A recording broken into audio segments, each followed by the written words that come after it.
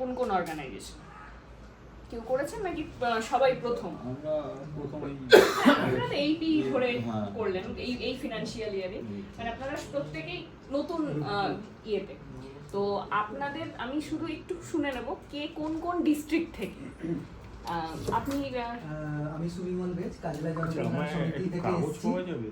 হ্যাঁ পূর্ব Medinipur note down জেলা করবেন। থেকে এসেছি। পূর্ব মেদিনীপুর, কাগজ পূর্ব মেদিনীপুর জেলা।